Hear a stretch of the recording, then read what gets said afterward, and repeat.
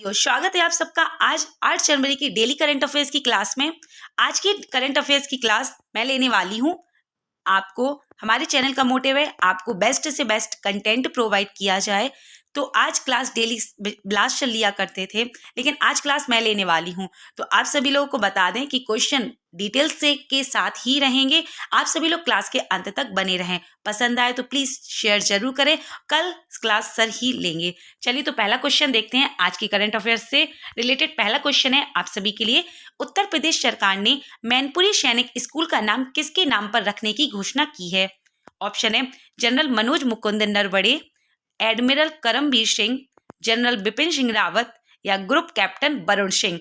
तो इसका सही आंसर है उत्तर प्रदेश सरकार ने मैनपुरी सैनिक स्कूल का नाम जनरल बिपिन सिंह रावत के नाम पर रखने की घोषणा की है। तो आपको इनके बारे में बता दें कि मुख्यमंत्री ने कहा है, तो उत्तर प्रदेश के जो मुख्यमंत्री योगी आदित्यनाथ जी ने कहा है यह शहीद जनरल रावत को सच्ची श्रद्धांजलि होगी। इससे युवाओं को प्रेरणा मिलेगी। मैनपुरी स्थित सैनिक स्कूल की शुरुआत 1 अप्रैल 2019 को हुई थी।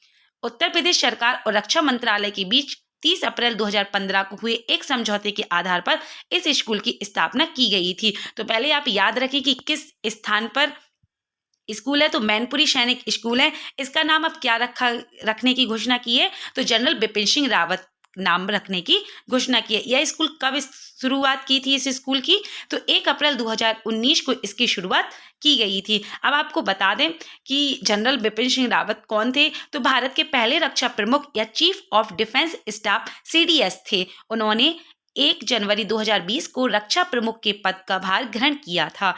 इससे पूर्व वो भारतीय थल सेना अध्यक्ष के पद पर 31 दिसंबर 2016 से 31 दिसंबर 2019 तक पदभार रह चुके थे। तो आप फिर से एक बार याद रखें कि उत्तर प्रदेश सरकार ने मैनपुरी सैनिक स्कूल का नाम परिवर्तित कर जनरल बिपिन सिंह रावत रखने की घोषणा की है। चलिए तो नेक्स्ट क्वेश्चन देखते हैं। और दूसरा क्वेश्चन है आप सभी के लिए। पाकिस्तान के न्यायिक आयोग ने सुप्रीम कोर्ट के न्यायाधीश के रूप में नियुक्ति के लिए किस महिला जस्टिस के नामांकन को मंजूरी दे दी है? ऑप्शन है शोभना मलिक, आयशा मलिक, आयशा कोहली या मोहिनी अग्निहोत्री। तो पाकिस्तान के न्यायिक आयोग ने सुप्रीम कोर्ट के न्यायाधीश के रूप में नियुक्ति के लिए आयशा मलिक जस्टिस के नामांकन को मंजूरी दे दी है। अब आपको बता दें कि यह कौन है? तो जस्टिस आयशा पाकिस्तान के न्यायिक इतिहास में पहली महिला SC जज होंगी। तो फिर याद रखें कि यह पाकिस्तान के न्यायिक इतिहास में पहली महिला SC जज होगी। तो इसको स्टार मार्क कर ले, क्योंकि एग्जाम में जो पहले क्वेश्चन होते हैं कि पहली महिला कौन थी या पहले से रिलेटेड जो भी क्वेश्चन होते हैं वो बहुत इंपॉर्टेंट होते हैं। तो आप इसको स्टार मार्क जरूर कर लें। अब आगे बढ़ते हैं। तो हार्वर्ड लॉ स्कूल से MLM स्नातक न्यायमूर्ति आयशा मलिक 2012 में लाहौर उच्च न्यायालय में न्यायाधीश के रूप में पदोन्नत होने से पहले एक प्रमुख कॉर्पोरेट और वाणिज्यिक कानून फर्म में भागीदार थीं। वह अपने प्रमोशन के दौरान वह पिछले 20 वर्ष में लाहौर उच्च न्यायालय की पहली महिला न्यायाधीश थीं। तो कितने वर्षों से? तो 20 वर्षों से। कहाँ पर? तो लाहौर उच्च न्यायालय की पहली महिला न्यायाधीश थीं। तो याद रखें कौन? आयशा मलिक। नेक्स्ट क्वेश्चन है। हाल ही में संयुक्त राष्ट्र सुरक्षा परिषद UNC में कितने नए अस्थायी सदस्यों का चयन किया गया है? ऑप्शन है 10, 4, 5 या 3। तो हाल ही में संयुक्त राष्ट्र सुरक्षा परिषद UNC में 5 नए अस्थायी सदस्यों का चयन किया गया है। अब आपको बता दें कि भाई कौन कौन देश है। तो हाल ही में संयुक्त राष्ट्र सुरक्षा परिषद UNC में 5 नए अस्थायी सदस्यों का चयन किया गया है। नाम याद अच्छे से रखें। तो नाम है अल्बानिया, ब्राजील, गैवान, घाना और संयुक्त अरब अमीरात। यह 5 देश हैं जिनको नए अस्थायी सदस्य के रूप में चुना गया है। अल्बानिया पहली बार सुरक्षा परिषद में शामिल हो रहा है, जबकि ब्राजील 11वीं बार सुरक्षा परिषद में अस्थायी सदस्य के तौर पर शामिल हो रहा है। गैवन और घाना पहले 3 बार परिषद में रहे हैं तथा संयुक्त अरब अमीरात 1 बार परिषद में शामिल हो चुका है। तो फिर एक बार बता देती हूँ। अल्बानिया पहली बार शामिल हो रहा है, ब्राजील 11वीं बार शामिल हो रहा है और ग्रेवन और घाना यह 3 बार परिषद में रहे हैं। ये पहले 3 बार शामिल हो चुके हैं और संयुक्त अरब अमीरात 1 बार परिषद में शामिल हो चुका है। तो यह हैं 5 नए सदस्य। नाम याद रखें। अल्बानिया, ब्राजील, गैवान, घाना और संयुक्त अरब अमीरात। यह 5 नए अस्थायी सदस्य चुने गए हैं। चलिए, तो नेक्स्ट क्वेश्चन है आप सभी के लिए। हाल ही में किस देश ने एक हाइपरसैनिक मिसाइल का परीक्षण किया है? ऑप्शन है उत्तर कोरिया, नेपाल, बांग्लादेश या भूटान। तो हाल ही में उत्तर कोरिया देश ने हाइपरसैनिक मिसाइल का परीक्षण किया है। अब आपको बता दें, आप पहले मैप में देख लीजिए, आपको उत्तर कोरिया और दक्षिण कोरिया ये दोनों देश दिखाई दे रहे हैं, तो आपको समझना है उत्तर कोरिया। तो हाइपरसैनिक मिसाइल ने सफलतापूर्वक अपने लक्ष्य को नष्ट कर दिया है। उत्तर कोरिया ने इससे पूर्व सितंबर माह में पहली बार एक हाइपरसैनिक मिसाइल का परीक्षण किया था। हाइपरसैनिक मिसाइल आमतौर पर बैलिस्टिक मिसाइलों की तुलना में कम ऊंचाई पर लक्ष्य की ओर उड़ते हैं और ध्वनि की गति में 5 गुना अधिक या लगभग 6200 किलोमीटर प्रति घंटे 3850 मील प्रति घंटे की गति से लक्ष्य तक पहुंचते हैं। हाइपरसैनिक हथियारों को अगली पीढ़ी के हथियार माना जाता है। तो उत्तर कोरिया के से रिलेटेड आपको कुछ पॉइंट बता देते हैं कि उत्तर कोरिया की राजधानी प्योंगयांग है और यहाँ के सर्वोच्च नेता किम जोंग उन है और यहाँ की मुद्रा वॉन है। तो आप याद रखें कि हाइपरसैनिक मिसाइल का परीक्षण अभी हाल ही में उत्तर कोरिया देश ने किया है। नेक्स्ट है आप सभी के लिए क्वेश्चन, किस राज्य सरकार ने हाल ही में राज्य का पहला LNG टर्मिनल स्थापित करने हेतु सिंगापुर स्थित LNG एलायंस कंपनी के साथ एक समझौता ज्ञापन पर हस्ताक्षर किया है? ऑप्शन है बिहार, कर्नाटक, पंजाब या दिल्ली। तो सही आंसर है कर्नाटक राज्य सरकार ने हाल ही में राज्य का पहला LNG टर्मिनल स्थापित करने हेतु सिंगापुर स्थित LNG एलायंस कंपनी के साथ एक समझौते ज्ञापन पर हस्ताक्षर किया है। अब आपको इसकी डिटेल बता दें कि कर्नाटक सरकार ने हाल ही में बेंगलोर का पहला LNG टर्मिनल स्थापित करने हेतु सिंगापुर स्थित LNG एलायंस कंपनी के साथ एक समझौते ज्ञापन पर हस्ताक्षर किए हैं। इस टर्मिनल की स्थापना new Mangalore port trust NMT के सहयोग से 2250 करोड़ रुपए के निवेश से की जाएगी। तो याद रखें कि किसके सपोर्ट से? तो न्यू मैंगलोर पोर्ट ट्रस्ट के सहयोग से इसकी स्थापना की जाएगी। इस संबंध में की गई घोषणा के मुताबिक यह परियोजना 200 लोगों को प्रत्यक्ष रोजगार प्रदान करेगी। यह कर्नाटक का पहला और देश का छठा तरलीकृत प्राकृतिक गैस टर्मिनल होगा। तो याद रखें कि यह टर्मिनल भारत का कर्नाटक का पहला और देश का छठा तरलीकृत प्राकृतिक गैस होगा। तो यह पॉइंट इंपॉर्टेंट है, इसको आप अच्छे से याद रखें। अब आपको बता देते हैं कर्नाटक के बारे में। तो पहले आप मैप में कर्नाटक को देख सकते हैं कि कर्नाटक की सीमा गोवा, महाराष्ट्र, तेलंगाना, आंध्र प्रदेश, तमिलनाडु और केरल राज्य से लगती है। अब आपको इसकी डिटेल बता देते हैं कर्नाटक की राजधानी बेंगलुरु है। कर्नाटक की स्थापना 1 नवंबर 1956 को हुई थी। कर्नाटक के राज्यपाल थावरचंद गहलोत हैं। कर्नाटक के मुख्यमंत्री बासवराज बोम्मई हैं। तो यह 4 पॉइंट बहुत इंपॉर्टेंट है, इनको तो आप याद अच्छे से रखे ही। कर्नाटक के पड़ोसी राज्य अभी आपको मैप में बता दिए थे, फिर बता दे रही हूँ। महाराष्ट्र, गोवा, केरल, आंध्र प्रदेश, तेलंगाना, तमिलनाडु, इन 6 राज्यों से इसकी सीमा लगती है। कर्नाटक के जल विद्युत परियोजना है घाटप्रभा जल विद्युत परियोजना जो घाटप्रभा नदी पर है, और मल्लापुर पनबिजली परियोजना जो तुंगभद्रा नदी पर है। तो आपको करना है याद क्या है, घाटप्रभा। अगर एग्जाम में आए कि घाटप्रभा जल विद्युत परियोजना किस नदी पर है, तो आप इसकी परियोजना से ही नदी का नाम याद कर पाएंगे। क्या कि घाटप्रभा जल विद्युत परियोजना कहाँ है, तो घाटप्रभा नदी पर है। आपको याद क्या करना है, तो मल्लापुर पनबिजली परियोजना यह तुंगभद्रा नदी पर है। अब कर्नाटक के बांध बता दें तो कृष्णराज बांध जो कावेरी नदी पर है। तो याद रखें कि कृष्णराज बांध कहाँ है, तो यह कावेरी नदी पर है। अब है राष्ट्रीय उद्यान, तो अंसी राष्ट्रीय उद्यान, बांदीपुर राष्ट्रीय उद्यान, बन्नेरघट्टा राष्ट्रीय उद्यान, कुदेरमुख राष्ट्रीय उद्यान, नागरहोल राजीव गांधी नेशनल पार्क, यह सभी राष्ट्रीय उद्यान कर्नाटक में स्थित हैं। कर्नाटक के मैसूर में भारत का पहला चंदन संग्रहालय खोला गया है। तो याद रखें कि भारत का पहला चंदन संग्रहालय कहाँ खोला गया, तो कर्नाटक के मैसूर में खोला गया था।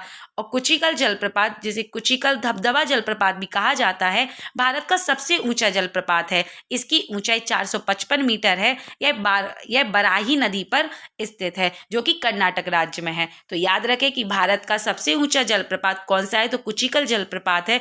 किस नदी पर है, तो बाराही नदी पर है। और कहाँ है, तो कर्नाटक राज्य में स्थित है। दोस्तों ये थी कर्नाटक की डिटेल। होप सो आपको यह पसंद आई होगी। अब नेक्स्ट है क्वेश्चन आप सभी के लिए। केंद्रीय मंत्री डॉक्टर जितेंद्र सिंह ने किस शहर में भारत के पहले ओपन रॉक संग्रहालय का उद्घाटन किया है? ऑप्शन है पटना, रांची, हैदराबाद या दिल्ली। तो केंद्रीय मंत्री डॉक्टर जितेंद्र सिंह ने हैदराबाद शहर में भारत के पहले ओपन रॉक संग्रहालय का उद्घाटन किया है।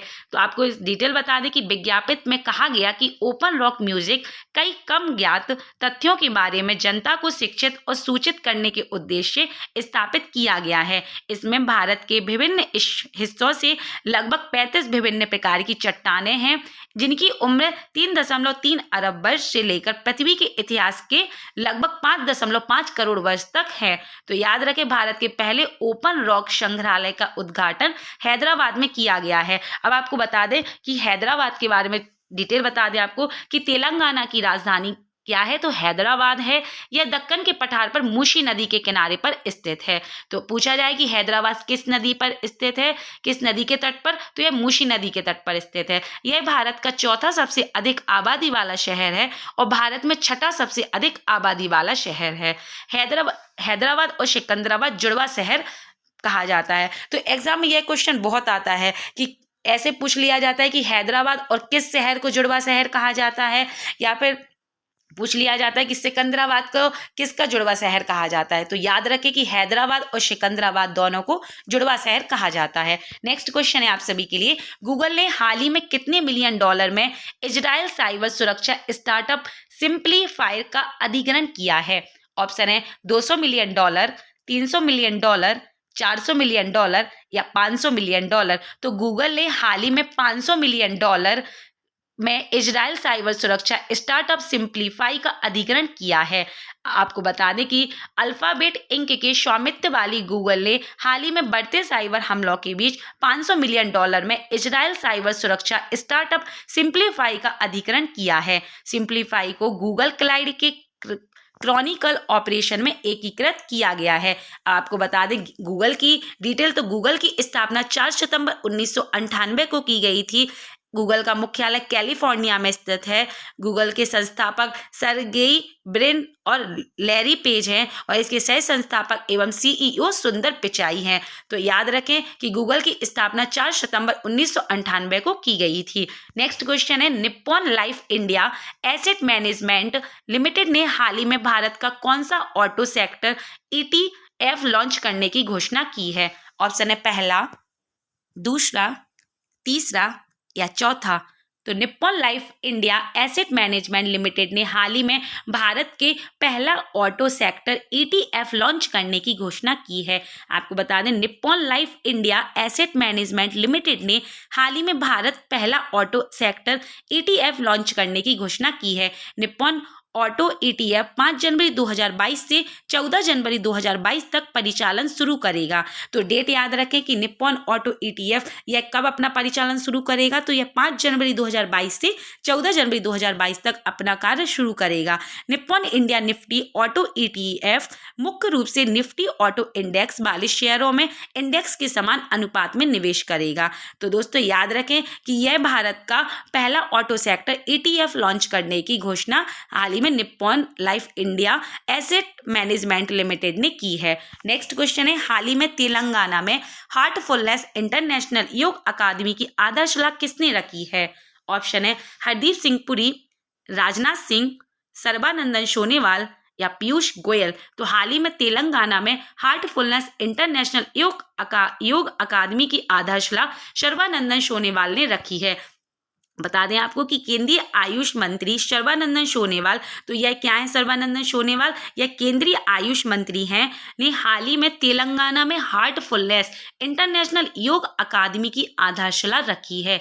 इस अकादमी प्रशिक्षण कार्यक्रमों के माध्यम से समाज के सभी स्तरों तक पहुंचने का प्रयास करती है और इनकी देखरेख एक अंतर्राष्ट्रीय टीम द्वारा की जाएगी। तो यह आप याद रखें कि जो इसकी देखरेख होगी यह अंतर्राष्ट्रीय टीम द्वारा इसकी देखरेख की जाएगी और यह किसके द्वारा तेलंगाना में बनाया जा रहा है और इसकी आधारशिला किसके द्वारा रखी जा रही है, तो सर्बानंदन सोनेवाल द्वारा इसकी आधारशिला रखी जा रही है। और आज की हमारी वीडियो क्लास का अंतिम प्रश्न है जो है सी ड्रैगन अभ्यास 2022 में कितने देश शामिल हो रहे हैं। ऑप्शन है 5, 6, 7 या 8। तो सी ड्रैगन अभ्यास 2022 में 8 देश शामिल हो रहे हैं। अब आपको बता दें कि सी ड्रैगन अभ्यास क्या है। तो भारत और किस देश के बीच में है, तो भारत और कनाडा और दक्षिण कोरिया के साथ चतुर्भुज सुरक्षा वार्ता या क्वाड में उसके सहयोगी पश्चिम प्रशांत में गुआम में बहुराष्ट्रीय अभ्यास सी ड्रैगन 2022 में भाग ले रहे हैं। अभ्यास में भाग लेने वाले 6 देश हैं संयुक्त राज्य America, Australia, Canada, Bharat, Japan और दक्षिण कोरिया। तो यह हैं 6 देश। और नाम याद रखें कि कौन कौन देश शामिल हैं, भाग लेने वाले हैं। वह हैं संयुक्त राज्य America, Australia, Canada, Bharat, Japan और दक्षिण कोरिया। और कितने देश शामिल है, तो 8 देश शामिल हैं। तो कनाडा दक्षिण कोरिया के साथ चतुर्भुज सुरक्षा वार्ता क्वाड में उसके सहयोगी पश्चिम प्रशांत में गुआम में बहुराष्ट्रीय अभ्यास में सी ड्रैगन भाग ले रहे हैं। तो अच्छे से इस क्वेश्चन को याद रखें, इंपॉर्टेंट है एग्जाम्स के लिए। दोस्तों आज की हमारी वीडियो यही समाप्त होती है। अगर आपको डिटेल्स के साथ क्वेश्चन पसंद आए हों तो प्लीज़ दोस्तों शेयर जरूर करें, कमेंट करके जरूर बताएं कि आपको क्लास कैसी लगी। अगर और आपको क्लास पसंद आई हो तो प्लीज़ वीडियो को लाइक करें, कमेंट करें, शेयर करें, चैनल को सब्सक्राइब जरूर करें। साइड में जो बेल आइकन बटन है उसे प्रेस करें जिससे हमारी लेटेस्ट नोटिफिकेशन आप तक तुरंत पहुंचती जाए। और आपको इसकी PDF हमारे टेलीग्राम चैनल पर मिल जाएगी। और आप सभी लोग वीडियो को ध्यान से देखें। हमारे टेलीग्राम चैनल पर डेली नाइट में 9:40 पे इसका क्विज टेस्ट होता है विथ डिटेल्स में। तो आप सभी लोग वो अटेंड जरूर करें क्योंकि उससे आपको खुद पता चल जाएगा कि आपने क्लास कितने अच्छे से पढ़ी है। अगर आपको पसंद आई हो तो प्लीज़ शेयर जरूर करें। Thank you for watching my video.